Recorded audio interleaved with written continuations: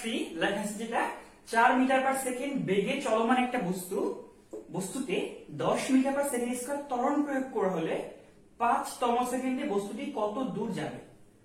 এটা অনেকেই ভুল করতে পারে কি তারা এইভাবে করবে যে ভাইয়া আদিবেগ দেওয়া আছে, সময় দেওয়া আছে, ত্বরণ দেওয়া আছে, কি করবেন আপনি simply s ut plus half a t square বসায় দেন। দেখেন আদিবেগ দেওয়া, আবার কি সময় দেওয়া, ত্বরণ দেওয়া, কাজ শেষ। না, কাজ শেষ না। কারণ কি জানো? কারণ হচ্ছে এটা কিন্তু 5 সেকেন্ড না, 5তম সেকেন্ড। এটা আমরা অনেকে ভুল করি, দ্রুত করতে গিয়ে তমটা অনেক ক্ষেত্রে মিস করে ফেলি। এবার দেখো মেইন নিয়মটা কি বা এটার অর্থ কি আসলে, তম সেকেন্ডের অর্থ ব্যাপারটা কি খেয়াল করো। ধরো একটা বস্তু এই যে এই পথটুকু গেল 5 সেকেন্ডে, নাম দিলাম আমি s5। তাহলে 4 সেকেন্ডে একটু কম যাবে না? 4 সেকেন্ডে এর থেকে একটু কম যাবে। ধরলা সে এইটুকু আসলো, 4 সেকেন্ডে, তাই এটা কত হবে s4। এখন খেয়াল করো এই পুরোটা হচ্ছে s5, এইটুকু হচ্ছে s4, তাহলে এইটুকু কত? এটাই কি হবে 5তম সেকেন্ডের দূরত্ব না?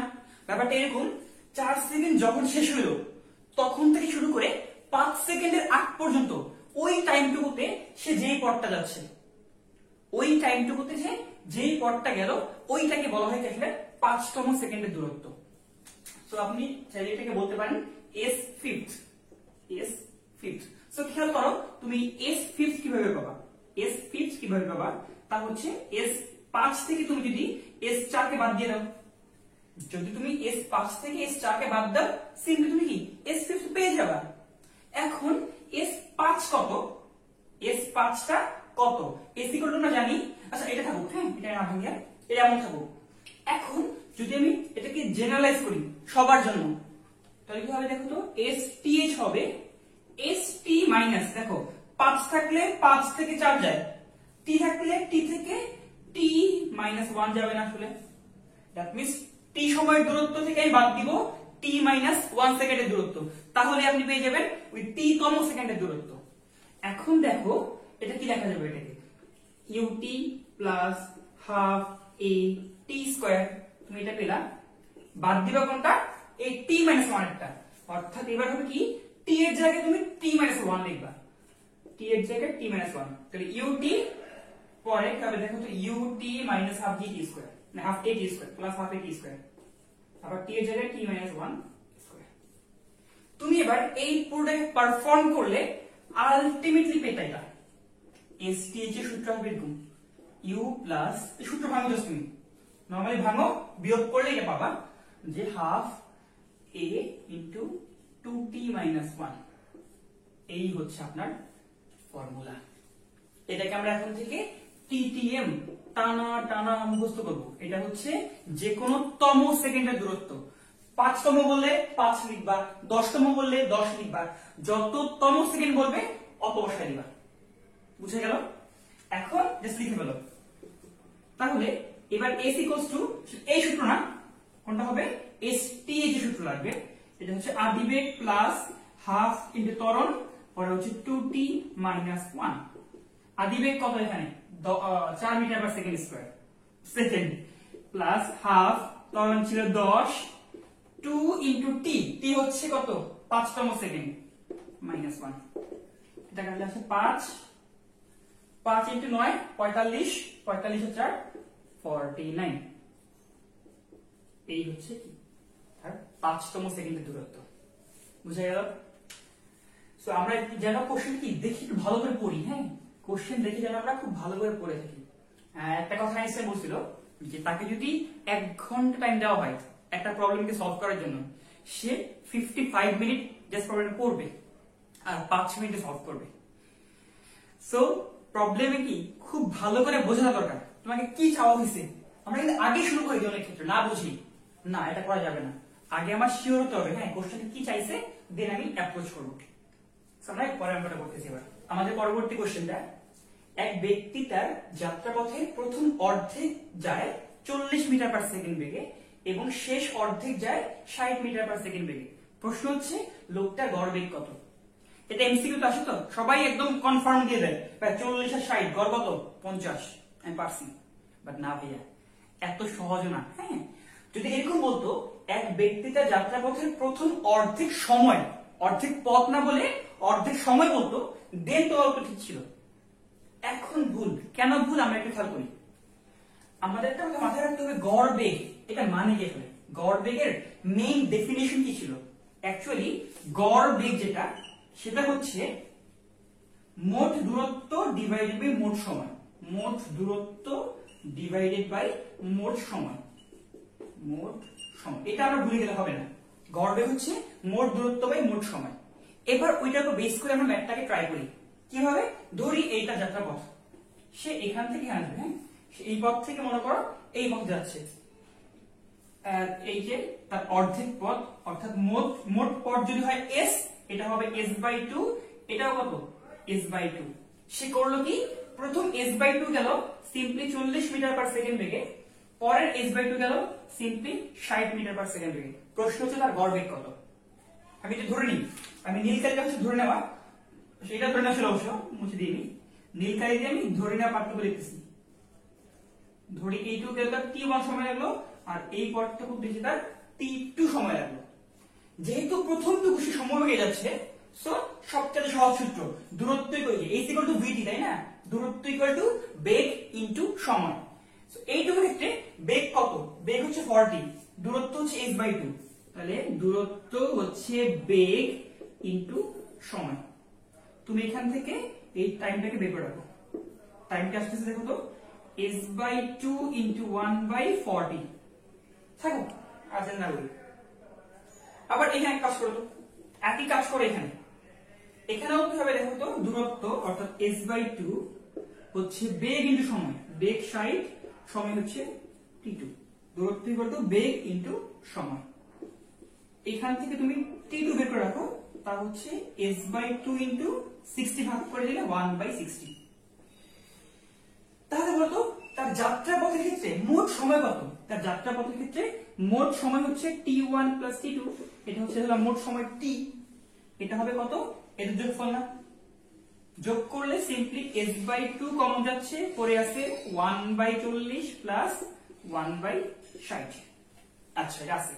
এখন তুমি কি করতে পারো খেয়াল করো, তুমি কি করবে এখানে, এখন একটা কাজ করো, তোমার তো লাগবে গড় বেগ।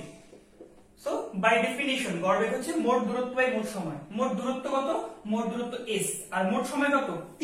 t মানে এটা না আসলে, এই পুরোটা তুমি এবার লিখে ফেলো, s/2 ইনটু 1/40 প্লাস 1/60।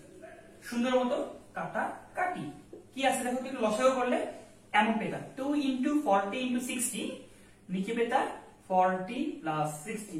এটাকে সলভ করে দেখো, মানটা মোস্ট প্রবাবলি 48 আসে। সো এই হচ্ছে আপনার উত্তর, যে গড় বেগ কত আসে?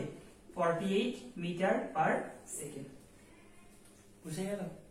ম্যাথটা কিন্তু দেখে খুব সহজ মনে হচ্ছে, গড় বেগ চা হয়েছে, বেগও দেওয়া আছে, গড় বেগ কত? গড় করে দিই না, কাহিনী আছে কিন্তু। আর যারা একটু খেয়াল করছো, আমি কিন্তু একটা শর্টকাট লিখে রাখছি বোর্ডের মধ্যে, তা হচ্ছে এইটা।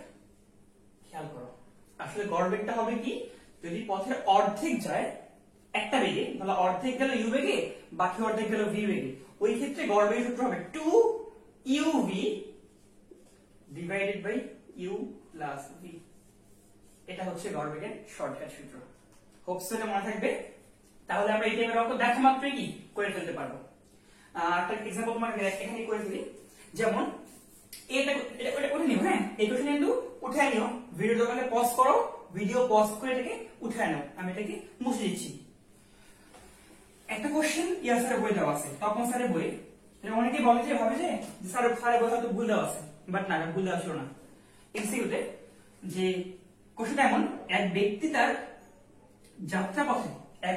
তার যাত্রাপথে বা যাত্রাস্থলে যেতে সময় নেয় 7 মিটার পার সেকেন্ড বেগ নেয়। মানে এক কথা বলে, এক ব্যক্তি তার গন্তব্যস্থলে পৌঁছানোর সময় 7 মিটার পার সেকেন্ড বেগে যায়, এবং ব্যাক করার সময় সে ব্যাক করে 8 মিটার পার সেকেন্ড বেগে। প্রশ্ন হচ্ছে তার গড় বেগ কত? এক ব্যক্তি তার গন্তব্যস্থলে যাওয়ার সময় যায় 7 মিটার পার সেকেন্ড বেগে, ব্যাক করে হচ্ছে 8 মিটার পার সেকেন্ড বেগে। প্রশ্ন হচ্ছে তার গড় বেগ কত? কিভাবে করবো আমরা? একই ব্যাপার, দেখেন তো মোট পথের অর্ধেক কিন্তু এবার সাথে, বাকি অর্ধেক আবার আটে না। তুমি এমন চিন্তা করো, যাওয়াটা হচ্ছে অর্ধেক পথ, আসা হচ্ছে অর্ধেক পথ, তাহলে শর্টকাট কি হবে 2uv divided by u plus v।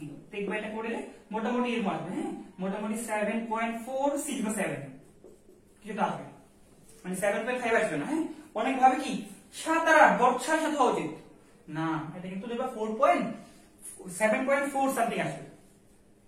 So এই হচ্ছে একটা সুন্দর কোশ্চেন। আশা করি আমরা এই গড় বেগের টাইপটার অঙ্কগুলো খুব কনফিডেন্স সহকারে সঠিকভাবে করে আসবো, ভুল করবো না, ঠিক আছে। আমরা এই পরের এক্সাম্পল আনি, আমাদের পরবর্তী কোশ্চেন, এটাও একটা কি ভুলের মতো একটা কোশ্চেন, মানে এটা ভুলে অনেকে করে কি ভুল করে ফেলে, যারা আমরা ভুল না করি ম্যাথটা দেখি আমরা।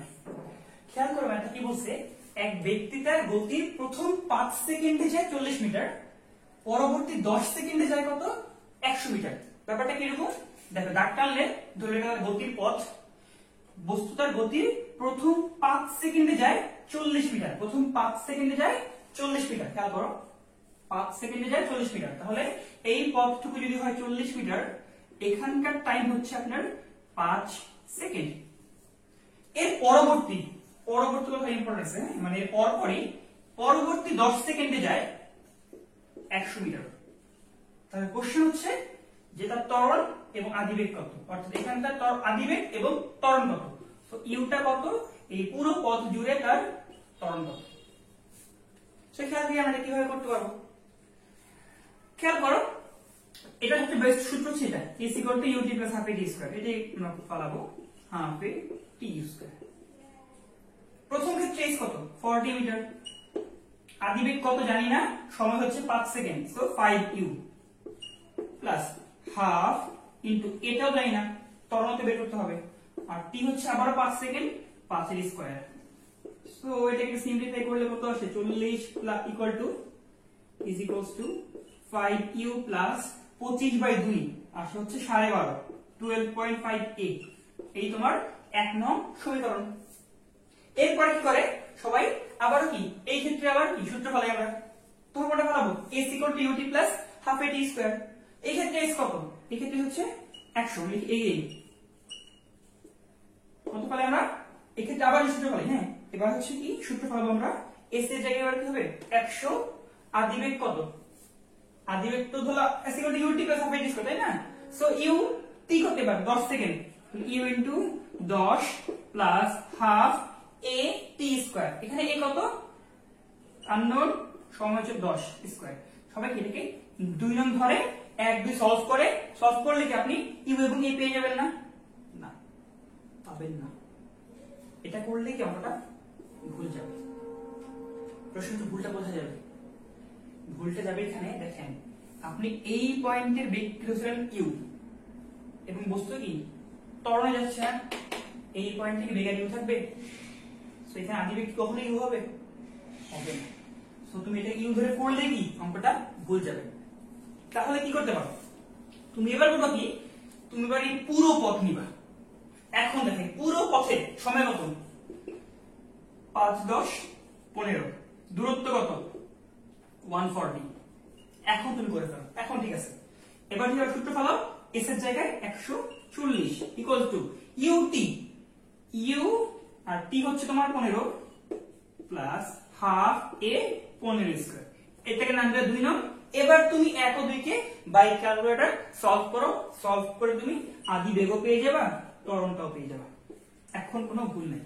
সো আমাদের এই 2 নাম্বারটা লেখার সময় খুবই কেয়ারফুল থাকতে হবে, দেখতে হবে যে আদিবেগটা কি সেম আছে কিনা। আশা করি আমরা ম্যাথটা বুঝতে পারলাম।